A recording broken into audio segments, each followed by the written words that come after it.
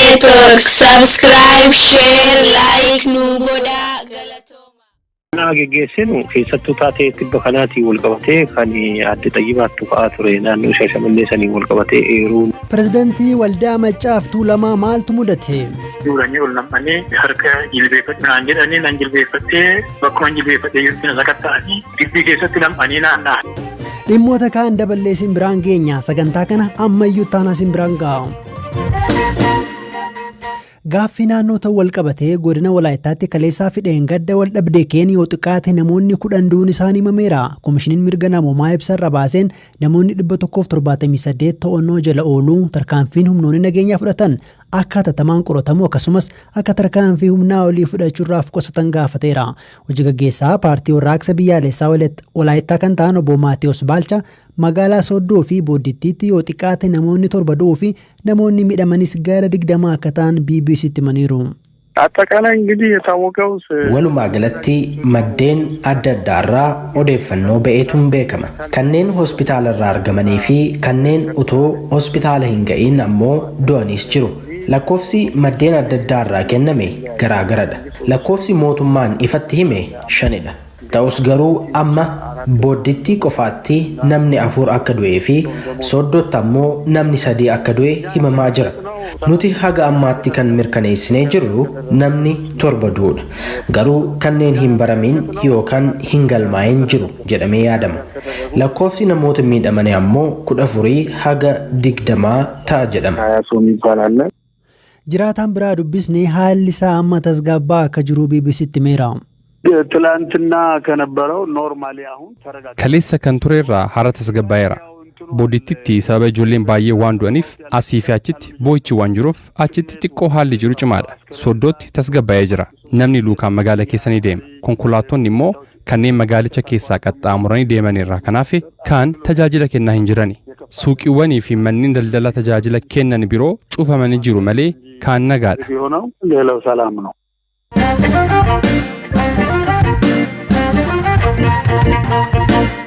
Itoophiyaatti guyyaa tokkotti namoonni 20 koronaa vaayirasiin du'uu ministeerri fayyaa ibsee qorannoo sa'aatii 24 keessatti taasifameen vaayirasichi namoota 584 irratti argameera.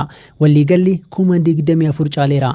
Gama kaaniin lakkoofsi ogeessota fayyaa vaayirasichaa naannolee garaa garaatti qabamanii dabalaa jira. Firaafoolii dhugaasaa gabaasa qabdi. Itoophiyaa keessatti tatamsa'inni COVID-19 erga dabalaa dhufeetii ogeessoti fayyaa hedduu vaayirasii kanaaf saaxilamaa jiru.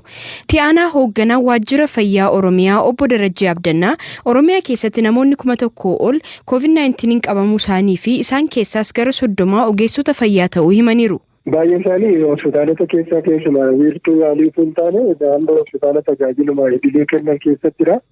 Akka Oromiyaatti godinaalee magaalota hundumaa keessatti yeroo ammaa kanarraa dabalatee gara 1,827 irra ga'ee jira jechuudha namooti qabamanii magaalota naannoo Finfinnee jiranii fi warshaalee keessa bal'inaan jechuudha baay'inni keessa jiru.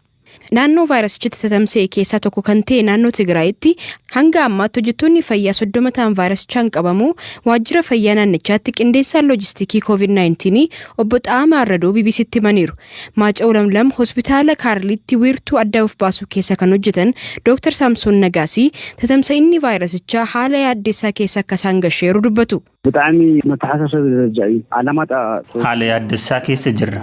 Allamaaxaa yoo laallee hojjettoonni fayyaa 7 vaayirasichaan qabamaniiru. Hospitaala Aayidaritti ogeessota fayyaa olaanoo 3 dabalatee hakiimootii hedduun vaayirasichaan qabamaniiru. Kanarraa akka ka'e hospitaalichi tajaajiloota baraman kennaan jiru. Naannoo Sidaamaatti Daayiriktarri dhaabbata fayyaa hawaasa naannichaa Dr. Maatee Mangashaa hanga kaleessaatti naannicha keessatti namoonni 452 vaayirasichaan kan qabaman yoo ta'u isaan keessaa 13 ogeessota fayyaa 2 immoo hojii gargaartota ta'uu dubbataniiru. Vaayirasichi Indastiriyaal Paarkii Hawaasaa keessattis tatamsa'aa jiraachuu kan himan Dr. Maateen hanga ammaatti hojjettoonni paarkichaa 100 ol ta'an vaayirasichaan qabamuu BBC'tti himaniiru. Dhugaadha. Vaayirasichi tatamsa'aa jira. Odeeffannoo hanga har'aatti qabnuun hojjettoonni 130 ta'an qabamaniiru. Odeeffannoo jalqaba nu ga'een hojjetaan tokko vaayirasichaan dhukkubsatee mana yaalaa jiraachuu barre. Sana booda qunnamtii inni qabu hordofuun yeroo qorannoo gaggeessinu namoota hedduu irratti vaayirasichi argameera. Ammaaf qunnamtii jiru hordofaa fi namoonni akka of eeggatan barsiisuutti jirra. Kanaaf tatamsa'iin achi jiru to'anne irra jechuu hin danda'u.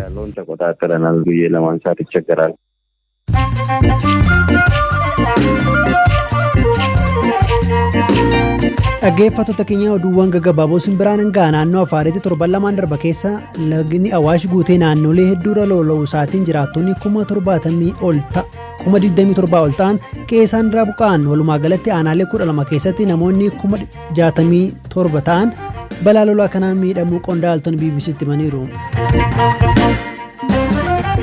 Dhukaasa mana hidhaa magaalaa guddoo Somaaliyaa Moqaadishoo keessatti raawwateen namoonni 10 ajjeefamuu aangawoonni himaniiru.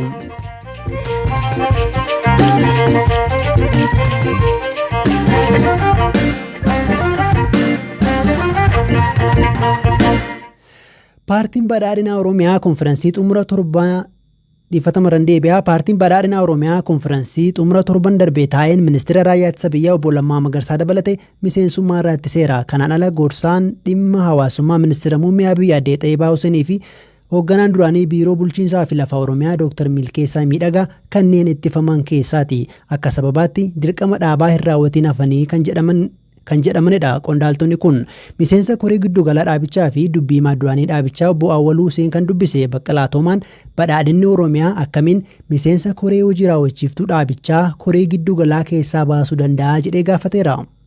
Ilaa maaltu jira seeta? Gaafa walitti makamuun suni murtaa'u mirgaaf dirqamni paartii ODP keessa turee fi akka biyyaatti immoo addawaayii keessatti qabnu ture suni guutumaan guututti gara nacee jira akka jedhu seeraan mirkanaa'ee dambiin kun immoo boordii filannoolee qaama dhimmi ilaallatuun illee mirkanaa'ee jira jechuudha. Amma gaa mirgaaf dirqamni sun kan dhuunfaan qaban erga dhiisanii gara bakka tokkotti dhufanii sin garuu mirgaaf dirqama dhuunfaan qabdan sanatti dhimma baataniitu kan paartiin badhaadhinaa kan damee Oromiyaa kan miseensa koree jiddugaleessaa akka obbo Lammaafaa kana kan oggure kun akkamitti ta'uu danda'a? Ila mirgaaf dirqama akka dhuunfatti qabnu sun jechuun baay'ee gaafuma paartii badhaadhinnaa ijaarru paartiin badhaadhinnaa akka biyyaalessaatti akkuma jiru ta'ee dameen isaa damee Oromiyaa, damee Tigraay, damee Amaaraa, damee Kibbaa jedhameeti kan ijaarame dambii keenya keessatti. Paartiileen damee kun immoo dameef immoo aangoo kennametu jira, aangoo kenname. Walitti baqanii tokko ta'aniiru inni jedhu suni akkamittiin dhugooma reega quba qubaatti aangoo akkanaa qabaatanii obbo Awwalu? Ila baay'ee amma aangoon murtiin murteessine kun murtii dhumaatii miti baay'ee. Yaada murtii eenyuuf yaa'ichaaf yookaan mana marii paartii badhaadhinaa biyyoolessaatiif yaada murtiiti kan dhiyeessine. Still final approval ka argatu achirratti. Amma konferensiin kun taa'ee maaliif qaama seerummaa qaba OPP mataan isaa Oromiyaa Prosperity Paartiin qaama seerummaa qaba dambii keenya keessatti konferensii geggeessuu danda'a kana seeraan kennameef konferensii irratti yaadota murtiisa barbaachisan kun kana hojjechuu danda'a jechuudha. Akka damee Oromiyaatti waan raawwatu qabu hin raawwata. Akka waliigala dhimmoota akkanaa kana immoo yaada murtii gurguddaa akkanaa kana immoo yaa'ii dhiyeessa. Dhuunfaatti socho'uun kun ammas ishee akka irraa deebitaniif dhuunfaatti ka Amaaraa ka Kibba ka Somaalee ka Oromiyaa dhuunfaatti socho'uun kun paartiin badhaadhinaa dhaaba tokko ta'eeraa koree giddu galeessaa tokko qabaa mana maree tokko qabaa isa jedhamu sana wajjin waliin faallessoo obbo Awwalu. Akkam seeta biyyi kun biyya guddaa amma konferensii akka biyyaalessaa bakka takka geggeessinuu jenne hin danda'amu. Kana paartichi damee qofaa miti zoonii irraa qabna. Zoonii hujimaata dhaabaatiin kaaga ammaa jiru kabiraa haarawaa akka paartii badhaadhinaatti hujimaata haarawaa baasaa jirra. Haga hujimaanni haarawaa ba'uu fi hujimaanni haarawaa ba'u kun immoo yaa'ii ittaanu ka paartichi geggeessuun mirkanaa'e. Hagasiif immoo hujimaata jiru san haa fayyadamnuu ka jedhu sanillee manuma mariitti murteessee murtii beekamtii seeraa kan qabu jechuudha. Hoogganoonni amma ittifaman kun seeraan gaafatamu wanti jedhu yookiin hidhamuu malu wanti jedhu shakkiin jira kanarratti maal naan jettu? Baay'een isaa yeroo qorannaa geggeessinu keessattuu taatee tibba kanaatiin wal qabatee kan adde Xayyibaattu ka'aa ture naannoo Shaashamannee sanii wal qabatee eeruun gamaggamni hawaasa irraa fi geggeessitoota keenyarraa kan ka'aa ture isii wal qabata xiqqoo isii sunillee qulqullaa'ee yoo bilisa taate gaarii yoo bilisa ta'uu baatte sun akkuma nama kamiituu gaafatamummaan suni yoo badiin jiraatee fi badiin sun immoo seeraa yoo mirkanaa'e suni eenyuufillee ka ooluu miti.